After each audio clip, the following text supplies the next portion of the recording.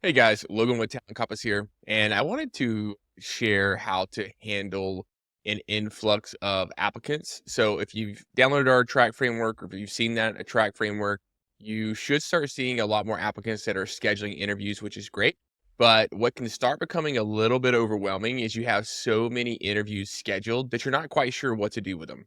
And I wanted to spend some time today to talk about how to efficiently manage your interviews so that you're not in a situation where you have a ton of interviews and you have people waiting forever and they end up leaving or they're upset, or you spend all your time doing the interviews.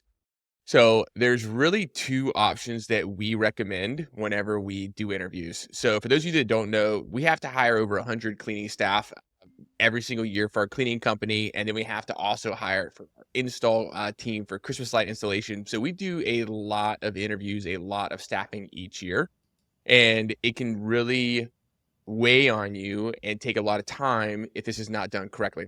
So the two ways that our team manages that kind of workload when we have 30, 40, 50 interviews, 60 interviews per day is that we do number one, what's called rolling one-to-ones, and then number two, what's called like group interviews. So just your basic group interviews. So I'm going to talk about rolling one-to-ones first. Our rolling one-to-ones is basically where you set up 2 blocks on your calendar. Okay, so your interview calendar. You're gonna say, "Hey, I can," and for us, we go 10 a.m. and 12 p.m. That's not a range. That is a block for 15 minutes. So you say, "Hey, at 10 a.m., I'm gonna allow up to 20 or 30 people to schedule an interview." And it's a 15-minute slot, so they should all be showing up at 10 a.m. or 12 a.m. You do the same thing for both slots. Now, say you have 20 people that schedule an interview at 10. What's important to know is for the industries that we serve, typically if it's a full-time role, only 50% of those interviews are going to show up. If it's a part-time role, it's closer to about 33%. So if you have 20 people scheduled at 10 a.m., you're probably only going to end up getting between 7 and 12 people actually show up. That's industry standard. Now, same thing at 12. So if you have a 12 p.m. and you notice that you've got 20 interviews or 30 interviews, understand that that role that you're hiring for, you're not more than likely you're not going to have that many people show up. But with that, even with that being said, there may be situations where we're hitting above the mark some weeks, which is great. And so now maybe you have 15 people show up. But what do you do with them? Or even if you have 7 people show up, what do you do with them? Because what you don't want to do is you don't want to look unprofessional. You don't want to keep people wasting time. So let's start out with rolling one-to-ones. Typically, I would say 5 to 6, really 6 or less is ideal for rolling one-to-ones. So if you have 6 people or less show up, start with rolling one-to-ones. And I typically, my first 1 to 2 interviews will pretty much always be a rolling one-to-one just because I don't really know who all is going to show up. So let's say it's 10 o'clock. I've got 20 people scheduled to show up to an interview. And then 9:45 rolls around. I'm going to do my one-on-one interview with that person. Okay. So they're going to have a QR code that they can sign in, or they're going to have, or I can just mark them as showed in the system. And that's going to alert our team or your team that, hey, this individual has signed in for their interview. So now you have a whole list of who has signed in and in what order. So I'm going to grab that first person, and then we're going to typically have a 10 to 15-minute interview. Okay. We're going to have a focused interview form, which I'm happy to share if you would like, just let me know. But it's going to be a focused interview form that's going to allow you to focus on them without overselling the role and being about me, me, me, me, me. Because we do want to make sure it's a good fit. Hopefully, there's other people that have started to trickle into the lobby to get into the interview waiting room. And we want to have something there for them so that they're not just sitting there in silence. Okay. Because everybody is supposed to be showing up at 10 a.m. or 12 a.m. Okay. So everybody is supposed to be showing up. So we're starting with 10. So everyone is supposed to be showing up at 10 a.m. We know some guys are 10 to 15 minutes early. We know that some guys are late. So let's say 9:45. I've got my first interview. Went through our interview, but now I've got other people that are trickling in. What do they do whenever they arrive and no one is there, or they have to wait for their interview? That is typically when we're going to have a binder, a hiring binder that is going to have information related to this job.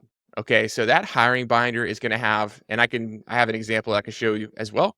But this hiring binder is going to have our logo on front for a cover page. It's going to have the title of the role on the cover page as well with our contact information. The next page is generally going to be core values. It'll be our mission statement. And then we're also going to include the accountabilities and deliverables for the role. So that's going to be, hey, here's the goals and expectation of this role. Here are the tasks that are associated with it. So for example, 95% quality is what we're looking for. Okay, that's a deliverable. The accountabilities for that is follow our 7-step process, utilize the proper QC documentation, whatever that is for yours, your company, your role, you're going to have that listed out. Next, you're going to want to have maybe if you have a common checklist, a condensed checklist that you can kind of share in a quick snapshot of what, if they go through an install or a clean or whatever role it is, that they can kind of quickly, easily look at what their day-to-day tasks would be.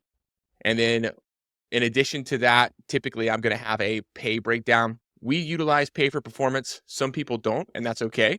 But we're going to have like a graphic that says, hey, starting out, you're here. And then next level, you're here. Here are some bonuses that are available, etc.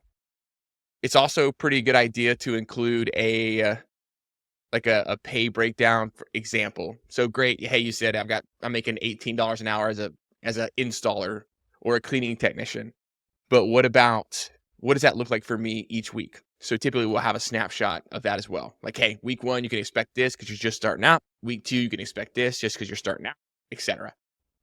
All of that we typically are going to have in the hiring binder. So what's beautiful about that, say 9:45, I've pulled my first interview in. I'm having my 1-to-1. Well, maybe 9:50, the next person comes in. Okay. And that person's not sure what to do. So we have a sign there that says, hey, sign in, grab a hiring binder. We typically have about 10 to 15 of these binders. Okay, 10 to 15 of these binders. These stay at the property, stay wherever you're interviewing, stay with you. They do not go with that individual. Maybe you're doing it at a coffee shop. You could have a little table where they grab it, they sit down, while they're waiting on their interview. Even if they're close to you, that's fine. But just they can be reading to that hiring binder. And the nice thing is once you get into your actual interview with that next person, so it actually doesn't help with your first person you interview because you're just pulling it back. But your second, third, fourth guys that you're pulling back for your interviews, they're already going to have read that hiring binder. And so what that's going to allow them to do is they're already going to know about the job. They're going to know about your mission. They're going to know about the pay. They're going to know what a typical day in a life is like. They're going to know their checklist. They're going to know their accountabilities and deliverables. So what's nice is typically what happens is we're like, hey, we have a couple questions that are like, do you have any questions about this? Do you have any questions about the job, etc.? And historically, they don't. And if they've looked at the pay and they think that it makes sense for them, if they look at the job and it makes sense for them, and they feel that the job that we're asking them to do meets the compensation that we're offering, they typically will stay. Now, if they feel like that is an imbalance, they're not happy with whatever the hiring binder may have laid out for them, they will see themselves out. So what that does is that just leaves the interview lobby full of people that are just the most qualified individuals. These are guys that are going to be a more productive interview.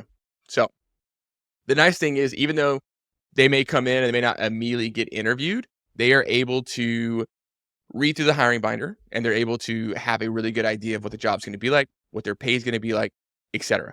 Now, this is, even if my first person doesn't show up until 10, I typically utilize this message or this process. That's a rolling 1-to-1. Now, let's say we end up, I maybe pull my first guy, it's a rolling 1-to-1, or maybe I just have a bunch of people show up at the same time and I've got 5, 6, 7, 8, 9, however many people show up at one time. And I'm like, man, I really do not want to have a bunch of people just sitting around. The alternative option is you can do group interviews. Okay. So you can have a nice slideshow. You can have a nice slideshow where that slideshow is going to basically be the focused interview form that we talked about, but it's going to be in a nice graphic where everyone can look at it. Either you can put that on your computer and send it to them via Google Drive link. You can, if you have an office, you can, put it on the wall, put it on a monitor or whatever. But this takes some of that pressure off of you where you feel like, hey, I'm interviewing all these people and all these eyes are on me. And, you're concerned about that. So this takes away pressure from you, gives them something to look at. And again, it serves that purpose of the hiring binder. And I would even still hand out the hiring binders to have them follow along as we're having this interview. So that way it's a more productive interview.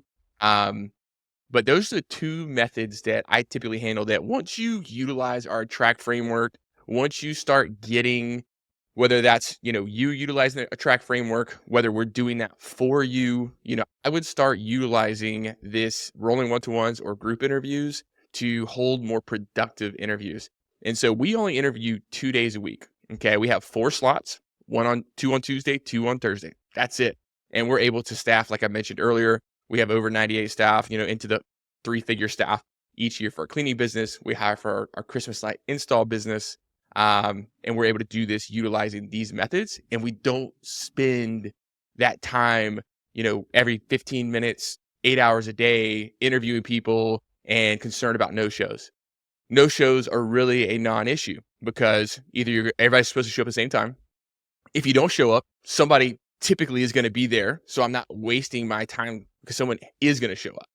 So no-shows are no longer an issue, and it really helps us facilitate more efficient interviews. So if you have any questions about that, let me know. This is something that we do for home service businesses, whether it's cleaning, landscaping, Christmas light installation. Most of the home service businesses are currently utilizing a talent compass, which has a dashboard to track everything. So you can schedule your interviews, you can qualify people, you can see the data around your no-shows, your scheduled interviews, your job offers, etc. And it just really streamlines this. But if you want any of these resources that I mentioned and you want to try it yourself first, let me know. Happy to send that over, whether it's a copy of our hiring binder, this video, if you want this in a downloadable format, whatever it is, just let me know. And if you have any questions, we'll go from there. Thanks.